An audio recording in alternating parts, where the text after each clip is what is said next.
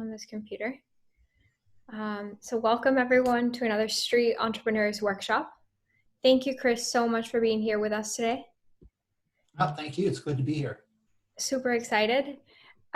So today we're going to be discussing, do you know your TRL? So do you know your TRL? Lakeisha, do you know what TRL is? No, I don't. Alex, we'll find out. So Chris, go ahead and start sharing your screen and you can take over. Okay. Let's get my presentation going and whoops.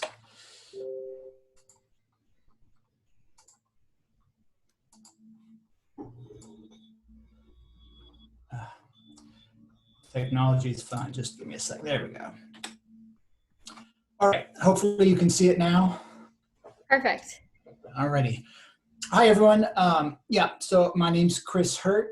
I am the Director of Digital Transformation at Mirion Technologies. I'm also an occasional entrepreneur. And yes, today we're going to talk about, or the subject of my talk is, do you know your TRL? Okay, just a little bit about me, because I think it's relevant, especially for this audience. So I started off a long time ago thinking I was going to be a musician. So here's a picture of me when I was probably 18 years old. And, you know, I was going to become famous and do all the stuff, fun stuff musicians do. After that, I joined the Navy to become a reactor operator. So kind of almost the opposite of being a musician. I shifted, you know, radically to another, you know, direction. After that, I decided to get my bachelor's degree in physics. And so here's a picture of me at a what's called a particle accelerator in Idaho. And then after that, I became a software engineer. Done that for quite a number of years. And then a few years back, I decided I'm really passionate about sourdough bread. I grew up near San Francisco, which has a great tradition of making sourdough bread. So I decided, hey, you know what? As a side gig, I'm going to go out and sell my bread. So I did that for a while. And now what I'm doing, I'm still in software, but I'm also kind of acting as a mentor and advisor to people who are in startups. And also I've done a little entrepreneurial work myself recently, and I'll get to that later. But one of the messages I wanted to share with you with this slide is that, hey, you can really own your career. You can make, you know, especially if you're early in your career, you can make whatever you want of it. Try new things. You've got chances to risk and you know, see what really works for you. Okay, so what we're going to talk about today, obviously, what is your TRL? Why should you care? And I'm going to make the point that TRL helps you with managing risk in what you're doing. And how to leverage TRL. So I'm going to introduce my brainchild of mine called Hunupo, and I will tell you more about that in a slide or two. Okay, so I think given our current technology challenges, we're probably not going to get, I have this as a poll, but I don't think we're going to get a whole lot of responses. But so I have this poll, what does TRL stand for? Tertiary resting level, technology readiness level, or troll-like receptor. And I'll just go ahead and tell you it's technology readiness level, although I do really like the concept of troll-like receptor. Okay, so technology readiness level, what is it? So it's a means of indicating how mature a given technology is. So if you're starting up a company that's a technology company, it's really important to know how mature the bits of technology you're using are. If you're doing something that is, you know, coming straight out of the university, the likelihood is that it's not what we would call an industrial piece of technology. And that has real implications for you as far as how much risk you're going to have in whatever it is you're doing. because you're going to have a lot of work ahead of you taking something that comes from a research lab and putting that into a commercial product. So TRL is something that was developed by NASA because they had that same problem. They're doing all sorts of really innovative things, and as they're planning, projects, they need to know, how much risk and what they need to do to manage that risk, they're bringing into their project. So if you're launching a rocket to the moon and you're using a new source of fuel or a new type of engine, you really have to have a good plan to make sure that you manage the risk brought in by that new technology. And although this was really meant for talking about technology, as I've been bringing it up, you can also use it to indicate what's your current organization's familiarity with a technology. So let's say we're talking about software, and you've got a team that knows one language really well, but to do what you want to do, you have to use an entire different language and a new development stack. Even though that development stack may be fully mature, you're going to have some risk if your team doesn't know about it, and you really need to account for that risk. And so this is one way to think about such things. Okay. So again, I was really interested to find out because I don't have a whole lot of depth of insight into what all you're doing. So I was curious to find out, are folks in marketing, consumer goods, technology, food services, whatnot. But again, I think given where we are today, we're not going to be able to get that information. So I'm just going to move on. So if you guys want to share in the chat what industry you're in, we can take it from there. Okay, great. All right, so TRL overview. So this is the actual TRL levels as defined by NASA. And you can see it goes from 1 to 9. So at the bottom, you have TRL 1, which is basically something that, you've got some, there's some science around something, a specific area, could be, quantum mechanics, could be material science, whatever. But it's very immature, right? It's just, you've read some papers, you don't know anything about it. And you progress from there up to TRL 9, where you've actually used the technology in an actual system that's being sold, and there's really not a bunch of risk in using that technology, okay?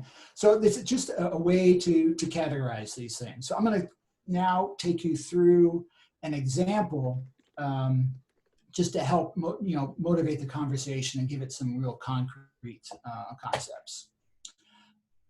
Okay, so the example, it's my Hunupo engine.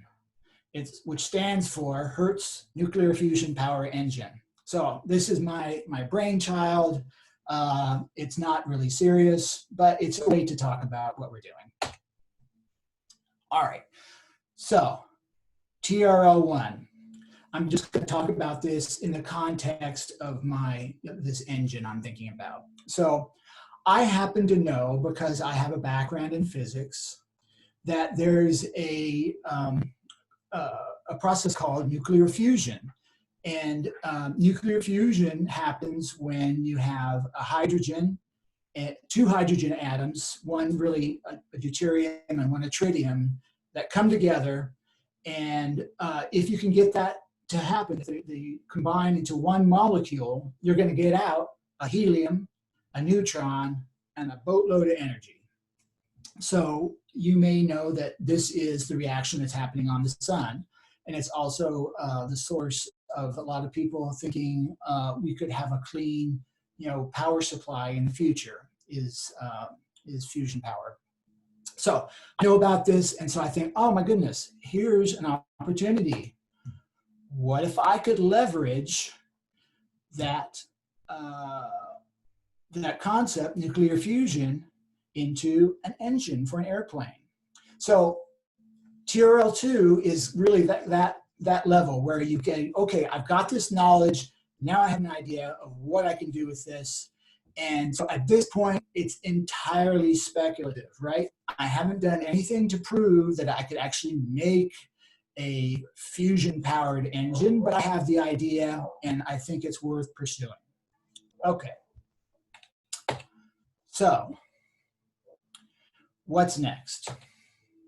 So now what I need to do is I need to do some analysis. I need to say, okay, I know there's fusion, and I can now, and I know kind of the general properties of fusion and some of the limitations. Now what I need to do is start figuring out, well, is this going to be practical in the application in which I'm envisioning it? So I need to do some things. I'm going to calculate, the power density. So basically that's tells you something about how much size you're going to need to get out a given amount of power, right? And so you can imagine on an airplane, the power density is important because you need to be able to fly.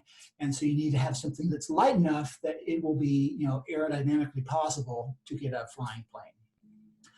I also need to think about secondary systems. I happen to know that, one of the most common ways to get a fusion reaction to be sustainable is you build a huge magnet around a plasma of hydrogen and deuterium, and that's how you contain the reaction. So I need this really important secondary system.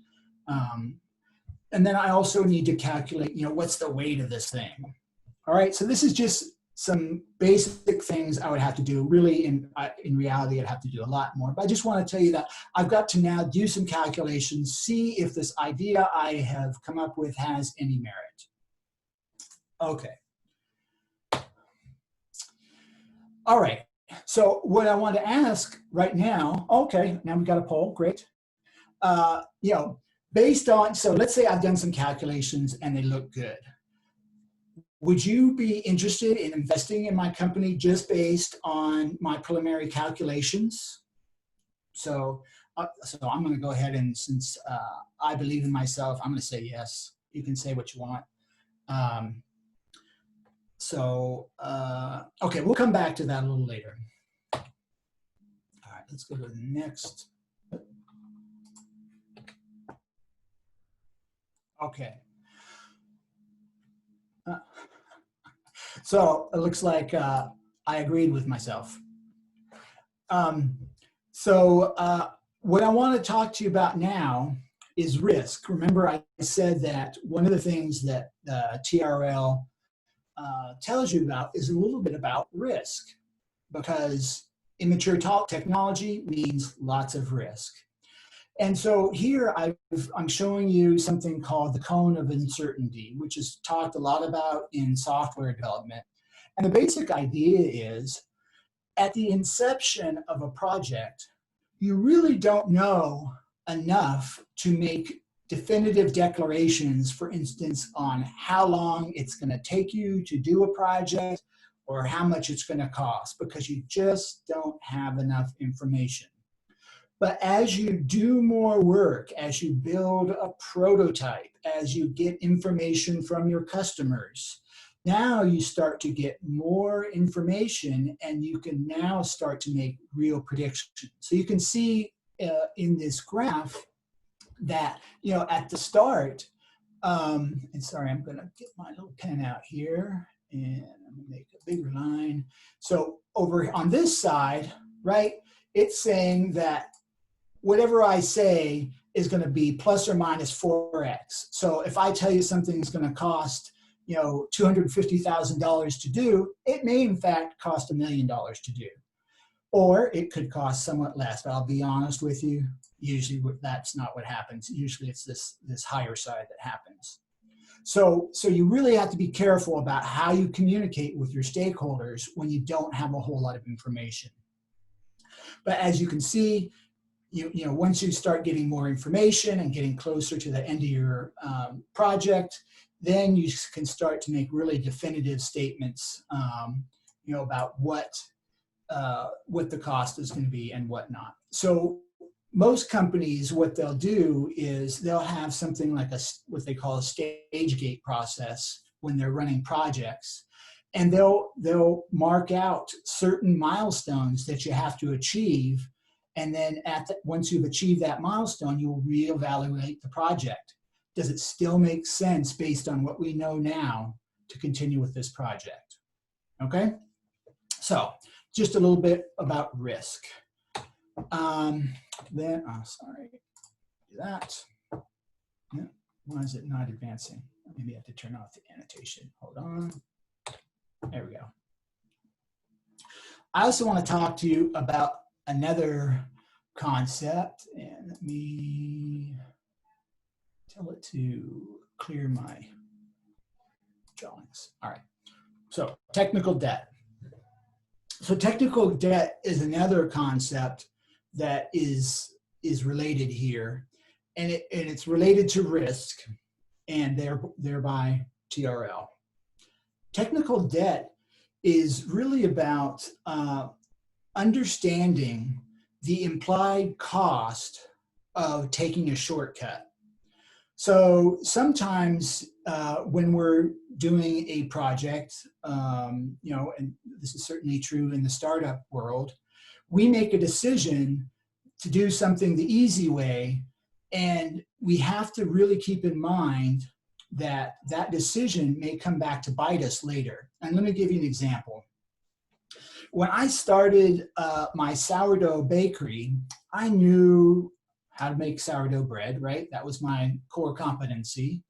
I had secured a place to bake the bread. I secured my business license. But you know what I didn't do a very good job of is I didn't really do a great job with my finances. I started off and said, you know what, I can do all this in Excel spreadsheets.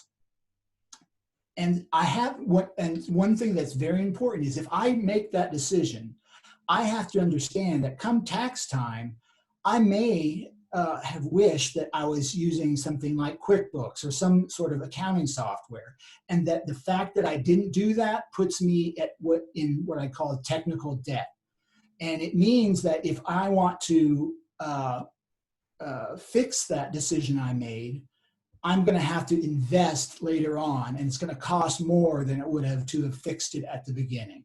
Okay, so that's the basic idea about technical debt. So just be aware that when you make decisions that are going to, make a shortcut for you in getting to some goal, you really need to keep track of those in case those are going to have an implication for you down the road that could be negative and could incur an additional cost. You don't want a lot of surprises like that when you're starting up a new organization. Okay. Right, let's go to the next slide here. This annotation is killing me.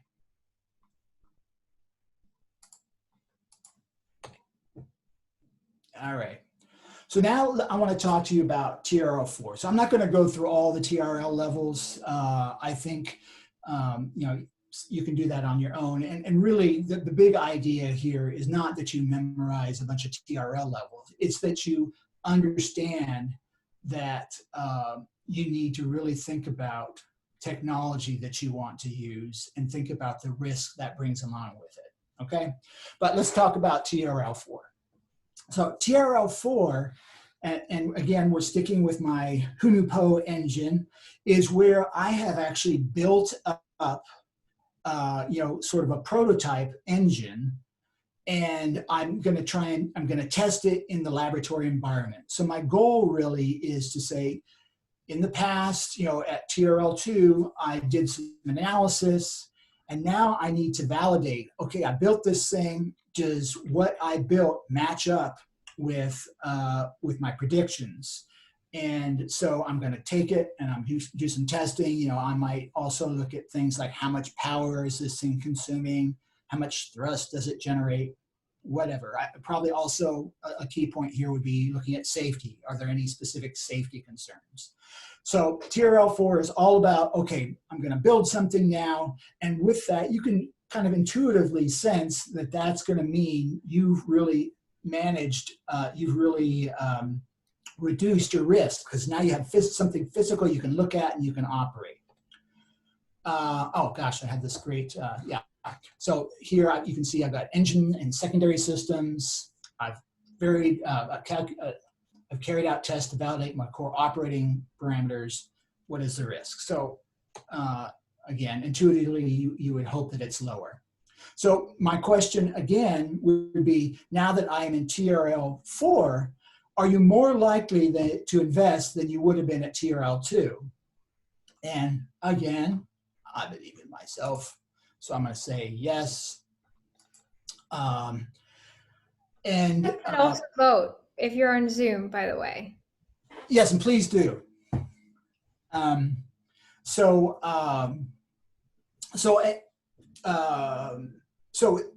my point being, I've lowered the risk, and now it should be more attractive to people who are my stakeholders, or who I want to be my stakeholders, who maybe I want to give me money, right? Because I've actually shown that I can do something with this technology and it's viable. All right. Okay. So now we're going to go to what is TRL 8. So TRL 8 is when you've actually built a system, and again, sticking with my Hunupo engine, we've flight qualified it. We've gone through in-flight testing and demonstrations. So we have a fully functional engine. We have all systems have been tested and certified safe. I now have a real-world implementation, and it's ready for commercial use. So again, I asked the same question. In theory, right, even more of you would say, yes, I'm interested in, I'd be willing to invest in this company, right? Because there's even lower risk. I've now got a product. We don't have to wait 2 years to get from a benchtop unit to a product. We now have the product, so we have something we can sell and start generating cash.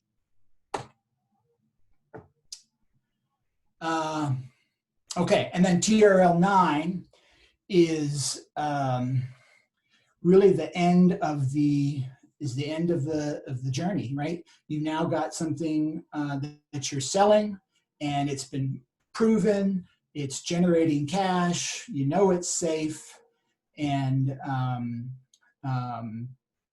now you just kind of turn the crank and keep producing more products and services. Okay. All right. Wow. I guess I must have been on hyper. I've gone through this really fast. So here's my summary. TRL, the Technology Readiness Level. It measures maturity of a technology, or it can also be used to measure, an organization's level of experience in using a technology. And be advised, if you are at low maturity, that means you're incurring more risk, okay? And it also means that you are going to be less predictable in when you may be able to complete something or how much it's going to cost to complete something. And then technical debt, it's potentially hidden cost and risk. So you really need to keep an eye on it, or it's going to cause you some, like I said, unpleasant surprise when you can't do something because you realize, oh, we took a shortcut that worked for testing, but doesn't work for when I'm really in the real world. Alrighty. All right. Any questions? So there's a question on the chat from Martin, and he says, looking at the risk and cone of uncertainty slide, how do you know when it's safe to make promises? Well, so this is really something that is a bit of an art form, but I think I would say this: when you're earlier in the project,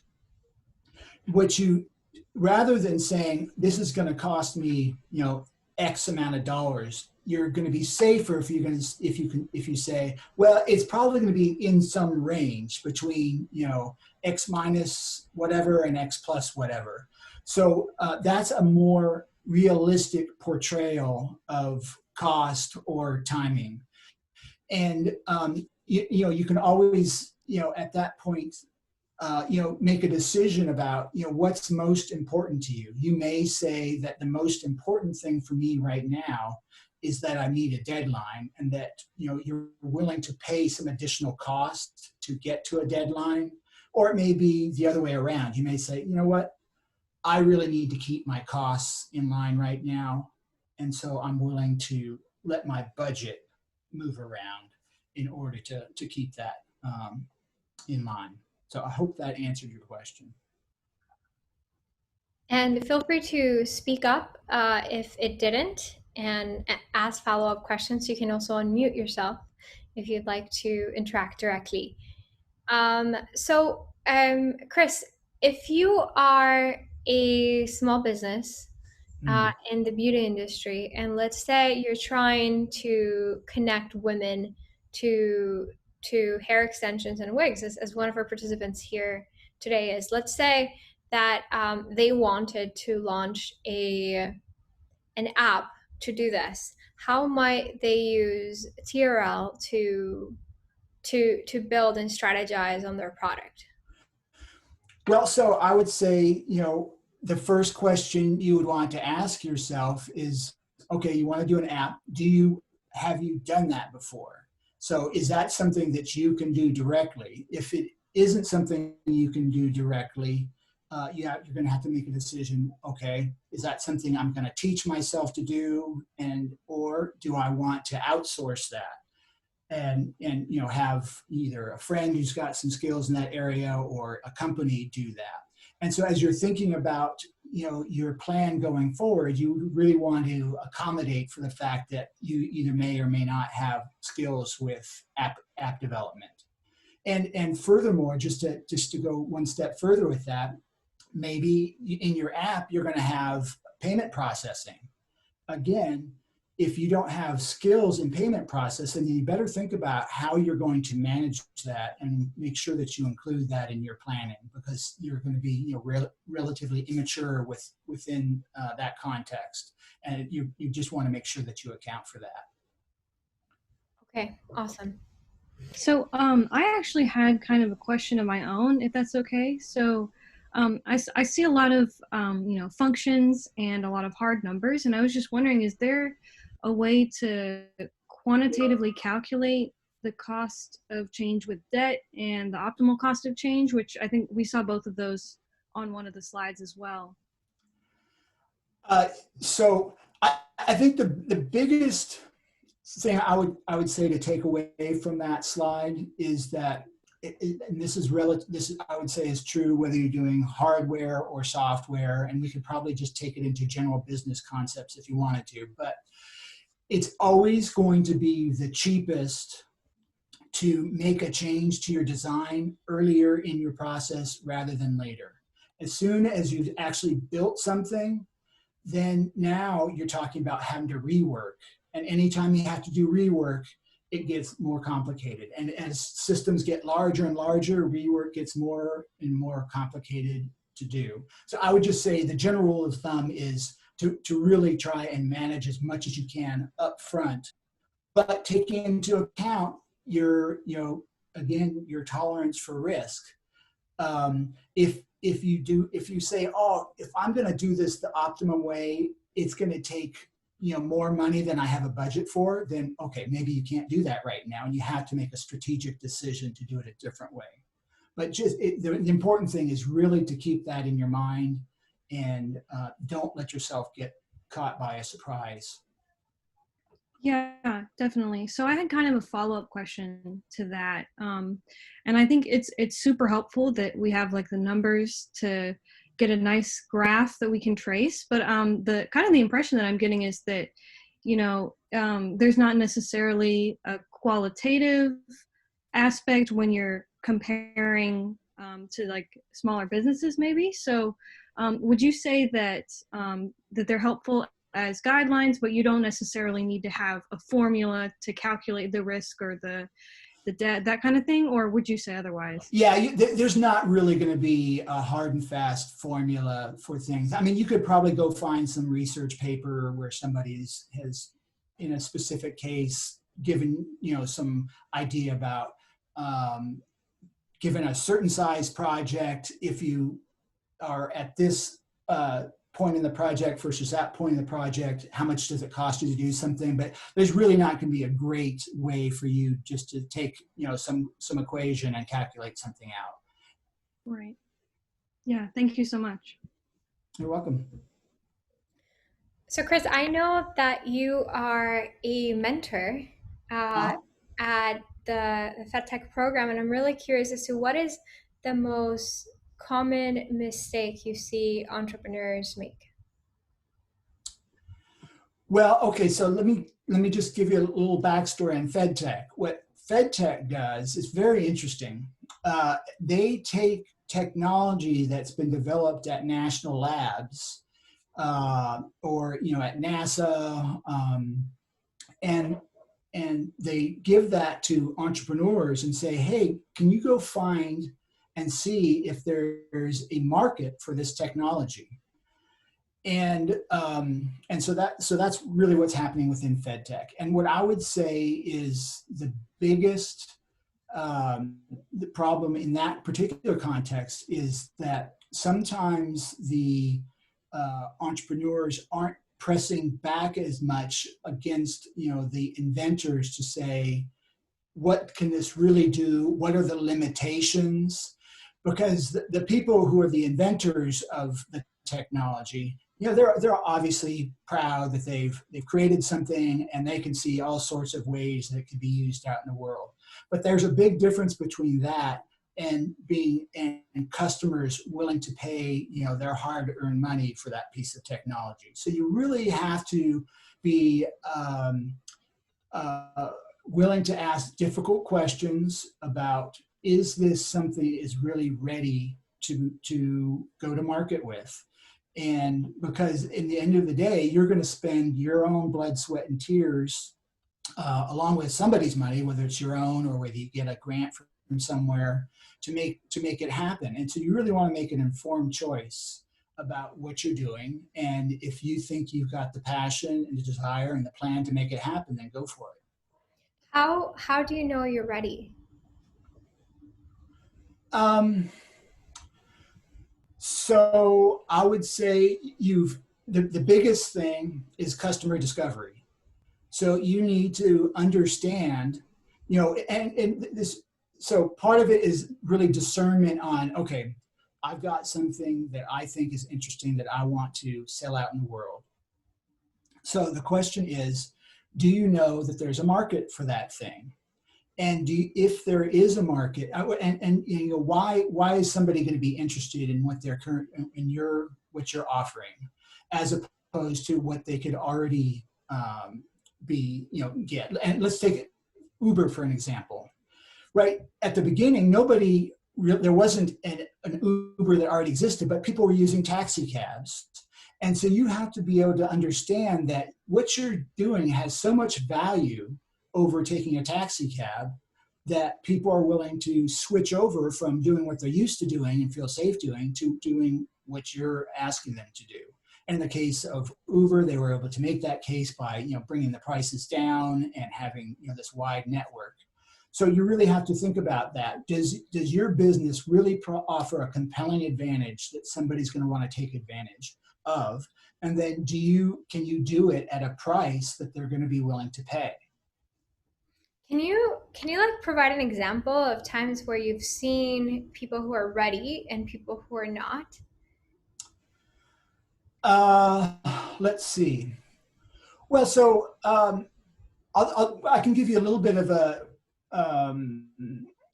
thought about a reflection on what I've recently been through. So I in FedTech, I was recently involved as a mentor to a team that had this very interesting technology called hyperspectral imaging.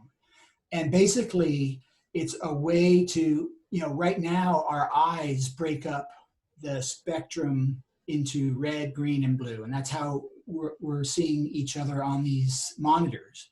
But really, you can break the spectrum up into much smaller pieces. And when you do that, you can find very interesting information about what you're looking at. for instance, you can tell if a piece of fruit is starting to rot or has diseases just based on the spectrum it's reflecting back. So anyways, very interesting technology. And so we were looking at this technology trying to find, is there a business case? Is there a way that we can use this that is going to be compelling? And the first things we looked at were, could we use it in agriculture? Could we use it to detect chemicals, like going onto the metro, making sure that somebody's not bringing explosives? And so for the agriculture, we noted that, you know what, people are already doing that with a similar technology right now. So we don't see that we're going to be really competitive against what they're doing. So then we looked at what's called, I'm going to call the suburban space, which is looking at for chemicals and explosives. And, we even thought about fentanyl in this as another opportunity. And what we found out was, yeah, it would be interesting, but in the wavelengths that we want to operate in, it's very complicated to get the information out that we need to get out. And really the technology doesn't support that. And although it would probably take 3 years and maybe 5 engineers worth of time. So we're talking a couple $1 million. And we said, you know what? That doesn't make sense for us. There's too much risk there. We said in that case that the technology readiness level is probably 3. And so we made a decision that this isn't going to work out. It's a great technology, but it just doesn't have a market right now. So that would be a case where something isn't ready. So what TRL would that be? So that one happened to be at a TRL 3. So, and that's what I'm saying. We said, to raise it up, you have to invest money to go from TRL 3 to TRL 5, for instance. And so we just said, you know what, we don't feel like the opportunity is big enough to warrant us investing or getting somebody to invest that time and money.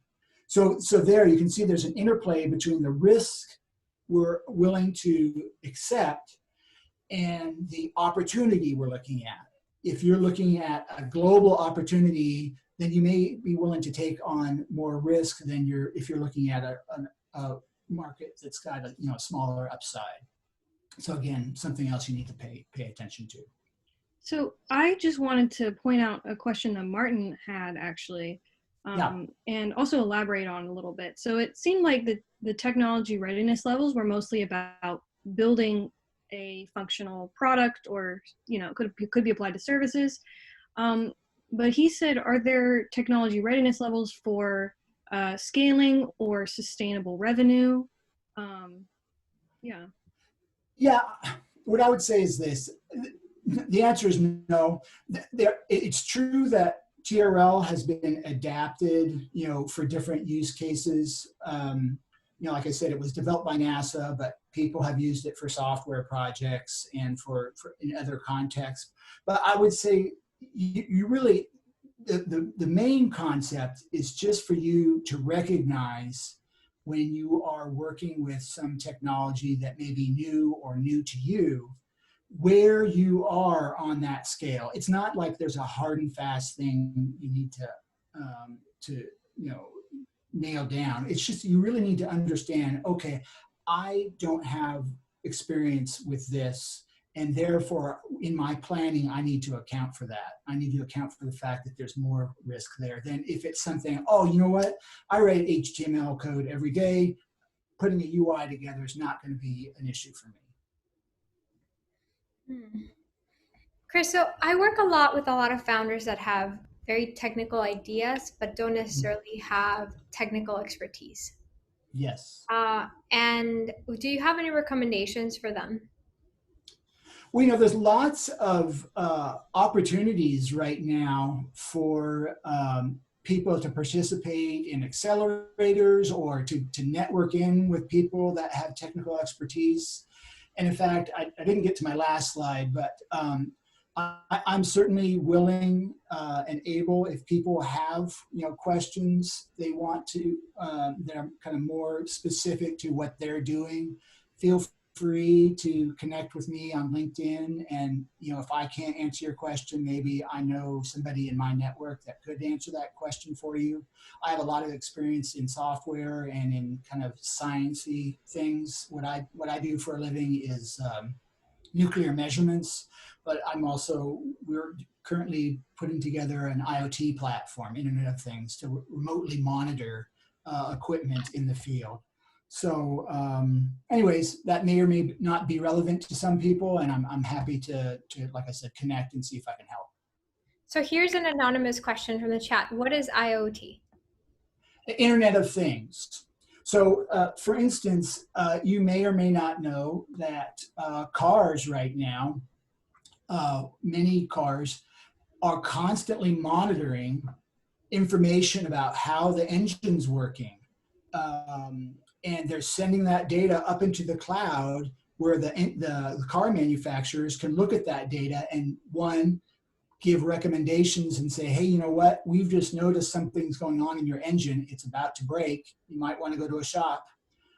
Or two, here's one that's a little bit creepy, but it's real and it's a big business, is insurance companies are offering lower premiums to people who put a gadget in their car that measures the time of day they're traveling, how fast they're accelerating, how fast they're braking, because those parameters can be directly tied to risk. And so they're able to offer, like I said, they'll offer lower rates to people who will accept this technology.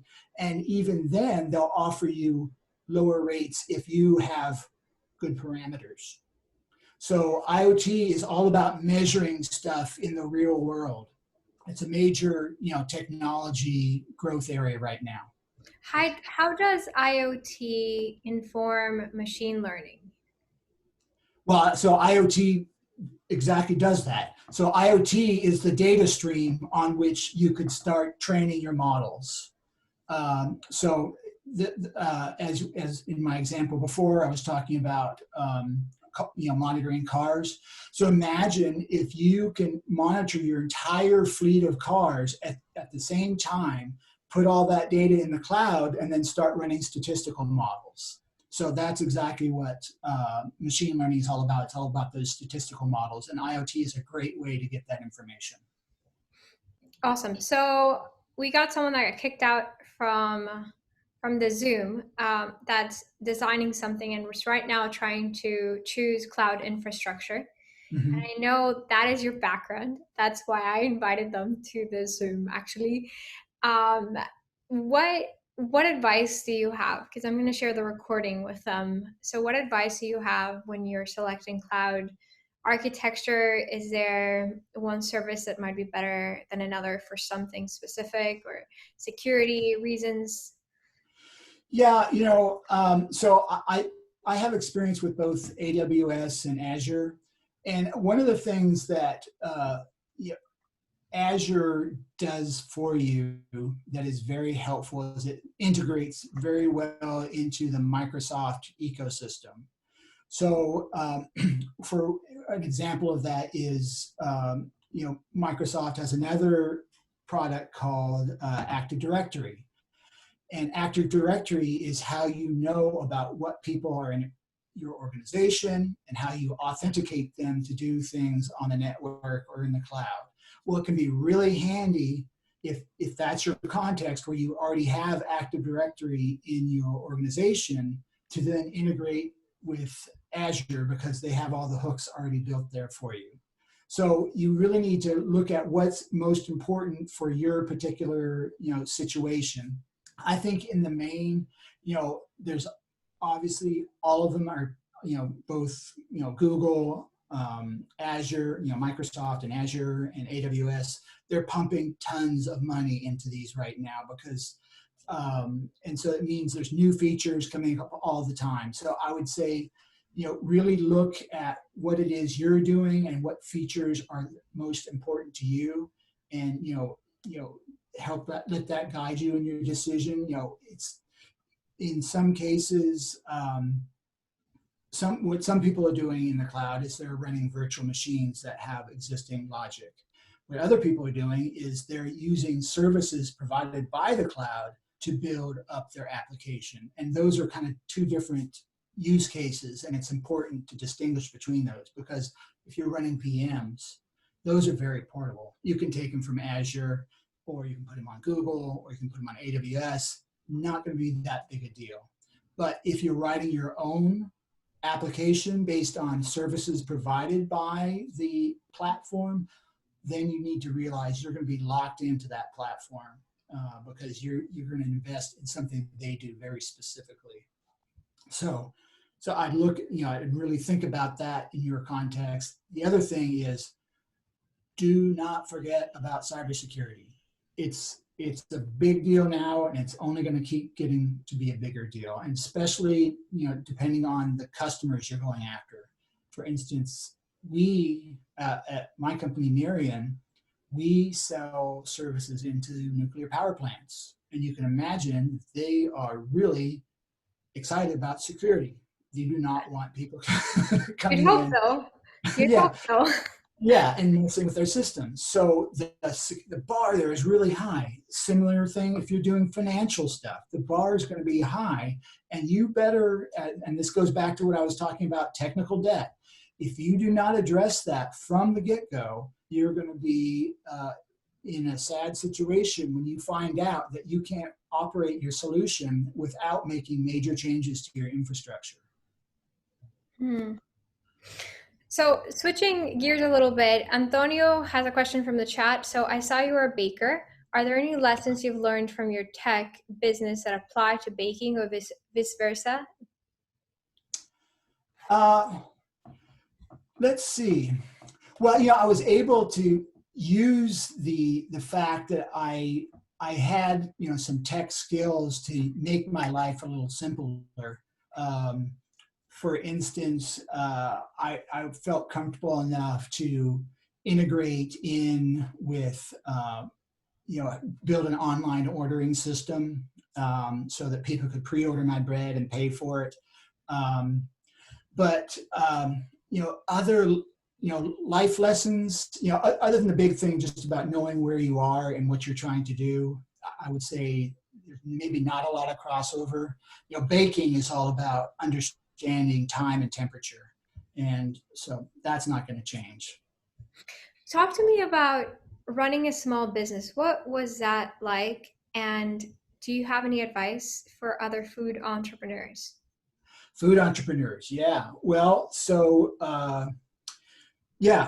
one, networking and being very proactive in your use of social media is going to be really important to you. Also, look at one thing that's out there, more and more, is look at the possibility of using commercial kitchens. So there are people out there who will sell you time in their space to do whatever it is you want to do. But also, if you are good at networking, you can also come up with other deals. So for me, I didn't want to pay for a commercial kitchen, but I happened to be friends just from eating at his establishment a lot with a guy who had some great ovens at his restaurant. And I said, hey, I'm doing this thing, and you got these ovens, and I know your restaurant closes at 2:00 on weekdays. What say I rent your ovens so you get some income, and I get a cheaper way to do my baking? So I would definitely network and see if there's opportunities for unused resources. And there may be so I live in Knoxville, Tennessee, so there's not a huge food scene. I mean, there is a food scene, but it's not huge. There may be other resources in, if you're in DC, there may be a place you can look at online that will tell you about, or a Craigslist even. Hey, I want to rent your kitchen. Can we make that work? So I would definitely leverage that, because I paid, $20 an hour to my friend as opposed to $75 an hour to rent a commercial kitchen. And how did you handle the licensing? So for me, again, you're talking about like the health code and all that kind of stuff. Yeah. Yeah, and to handle foods, you need a Yeah. special Yeah. license. Yeah. So this is going to vary definitely by state and by region. In Knoxville, we had some laws that make it simpler if you're dealing in smaller quantities to do the licensing. So I didn't have to have, because because I was baking, and that's not a high threat food. Um, and because I was doing, I think, less than $1,000 a month, I didn't have to do any inspection. And if you are using a commercial kitchen, even if it's one that you're renting from your friend and they sign, oh, I forget what they do, but there's something you can do that basically allows you to work under their health license, right? Nice, Yeah. nice. So Here's to Knoxville. yeah. So again, depending on what the regulatory scene is wherever you are, you may or may not be able to do that. But it definitely behooves you when you start out to find out the answer. What are my local regulations? And there should be somebody at your local board of health or somebody who can help you navigate that. For sure, for sure. So yeah, so what I did is I just asked around and got information from other people who are doing similar things because they know. So what is harder, running a bakery or developing a tech product, a high tech product? Well, they're just different. They're just different beasts. I mean, I would say, and one thing I'd say about the bakery is, and that made it, was in a sort of, I don't want to say it, I had an easier road there because I already had a main gig, right? So I knew where my rent money was coming from. If you are doing that and saying, this is going to be my source of income, then getting a bakery or any food business off the ground is going to be a hard pull. So you got to love it, and you've got to be willing to put up with the fact that there's going to be all sorts of obstacles. You're going to have to deal with the fact that equipment is going to fail. People are going to change the prices of your ingredients.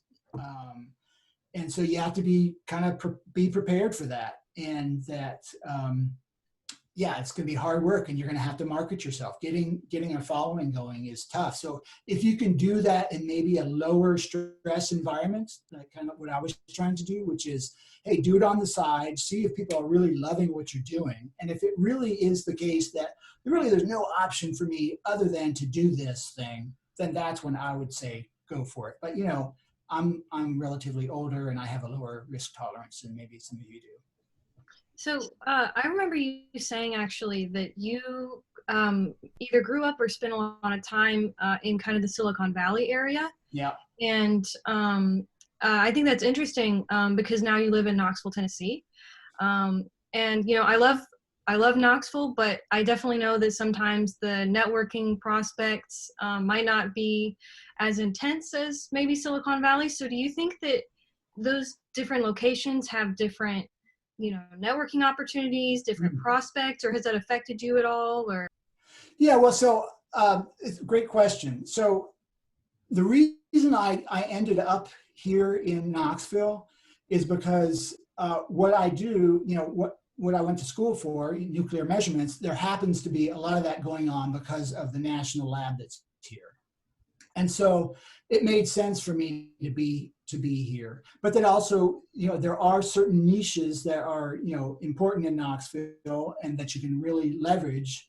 And then there's others where maybe it's not going to be, the greatest place in the world. So yeah, you really need to understand, your environment, and is it the right environment for you? It turns out and this is a great irony of my life, I've been a software engineer my entire life. I never had a job in Silicon Valley, even though I grew up right in the middle of it. But for me, that environment, it's really kind of a cutthroat environment, and lots of highs and lows. I knew that wasn't for me. Yeah. And so I was happy to be in this environment. But other people, you may thrive on that. And so it's important that you identify that. Can we talk about that just for a minute? So the highs and lows of Silicon Valley and the culture around accelerators and incubators that push people to the brink. Um, what, and perhaps this is a leading question, but what is a healthier way to do it, to start a business, particularly a business that you're trying to scale to a point where you can do federal contracting? Yeah, that's a tough one. So I was actually in a technical startup in Knoxville, and one of the things that was good about that is, yeah, we weren't quite as frenzied uh, to make it as you might have been in the Silicon Valley. But on the flip side of that, one, we did not succeed. I mean, the company's still going, but they never really made it. And two, the talent pool maybe isn't as going to be as deep here. But it's also true that the costs are a lot lower here. So again, you really have to think about, so if you're doing a startup, if you can go somewhere where there are going to be lower costs, but you have the right technical pool, that would probably be a good idea. Yeah, like the opposite of the brain drain, right? You recruit in the cities and then you move to a rural area where it's more affordable to build. Yeah, yeah, and people are doing that. A lot of companies are moving from California to Arizona or wherever, or for Idaho, because of just that. It's just so much cheaper to run a business, and when you lower those operating costs, right, you've got more breathing room and you've got more margin. Hmm. Okay, so I'm just going to ask you two last questions. And Okay. if anyone in the Zoom wants to unmute themselves and ask questions, feel free. I know people get nervous because it's recorded, but you're also welcome to type them in the chat and I will read them for you, as I have been doing anonymously. So the first question I wanted to ask you is, what has physics taught you about entrepreneurship? Well, so I'm gonna twist your question a little bit to my own desires. Do You know, it. so what studying physics meant for me was that I knew how to learn, and that's really all it did. And it taught me how to learn things. And having the ability to learn and the willingness to learn is always going to benefit you in entrepreneurship, because you're always going to be having to figure stuff out. How am I going to resolve this problem? Maybe it's a technical problem, maybe it's a problem, a human resources problem. And things, regulations, technology, everything is always changing. So you better be prepared to, aside from trying to run your business, being able to adapt. And that's one of the things I do want to make sure I mention here, is that don't be afraid to pivot when you find that something isn't working, because that's the only way you're going to succeed. As I mentioned in the entrepreneur experience we just had, we pivoted probably 5 times and we still didn't get to something that worked. And so we cut our losses, right? I never invested any personal money. I just invested my time. And so be prepared. If you are serious about starting your own business, be prepared for doing not necessarily what you want to do, but what customers want, because they're the people with the money. And if you're not satisfying them, you're not paying your rent. Hmm. So the other question was, it is really geared towards the really technical people who are really good with the technical stuff, but are less good about listening to the customer. And um, how how do you, as a person who likes speaking in ones and zeros, talk to humans and actually understand the customer, Yeah. and what the customer actually wants?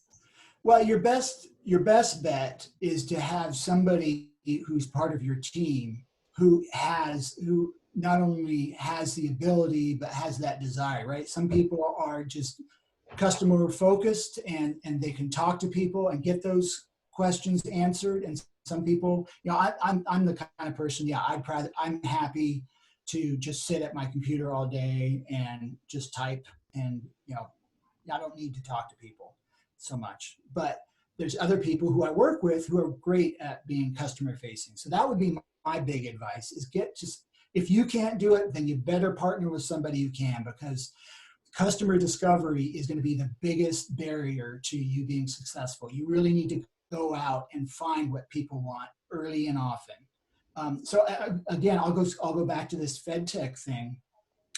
So in the first 3 months of us, getting a technology that was going to be ours and trying to decide, what's the next step, we spoke to over 50 different customers to see, okay, do you want this? Is there added value for you? Would you switch what you're doing now to what we're offering?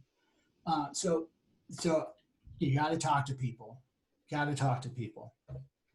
So if you have an imperfect solution or your TRL is not where you want it to be, it's not the readiness that NASA would acquire product. When is good better than perfect? When is getting started and getting something out there better than just waiting for it to yeah be ready, to show it to NASA? That's the don't worry, be crappy. There's a whole line of people who talk about that. Instead of going too far with your development, put something out there that's just good enough to understand whether or not it's going to fly. That's certainly something you can do. But I want to point out something else you said in there that's actually really important to know about. And that is if you want to sell to the United States government, either DOD or whoever it is, there are all sorts of opportunities for small businesses to get grants that are what are called non-dilutive, which means that the government will give you money and they're not going to take a piece of your business for it, that are available for small businesses. There's something called SBIR grants. And I would just go look up SBIR and you can find out all about it. But they're geared towards small businesses and getting them in the position to deal with the government. And so you can get a grant, a phase 1 grant for, I don't know, I can't remember off the top of my head what the limit is. It's a $50,000 or $100,000. You can get a phase 2 grant that's in the millions of dollars. Now, it does come with some strings attached, like you have to be able to show that you're making progress with the technology. But it's a great way to, kind of get some early investment from the government that leads you to being able to sell to the government. And once you get an SBR2 grant, then you really have also can do no bid contracts because you've already demonstrated the technology. Beautiful. So it's, again, something, if you're in that space, definitely take advantage of that. And there's all sorts of documentation on SBIR grants, but if you have questions. So what if the organization is not, so we have an entrepreneur that's working on compost, right? And they want to do contracting for the city, but it doesn't really qualify as a research kind of science grant. Where might they go? Well, I would definitely still look at the city and state level to see what small business grants are out there. There's all sorts of stuff out there. You just gotta kind of research. And in Knoxville, I know that we have a small business association that has all sorts of training that you can go to for free. And I'm going to guess that DC has probably better organization that can connect you to just those types of resources. So you can maybe you can just call, or you can schedule an interview, or you can take a class. That's where I would start. That's what I did when I started my business. I went to a class. They talked all about, okay, here's the specific requirements for what you want to do. We'll give you a free, interview with somebody who can help you with your particular business plan. So take advantage. People do want to help out small businesses. Right, right. Okay, thank you so much for being here. I appreciate your time. My And pleasure. I hope everyone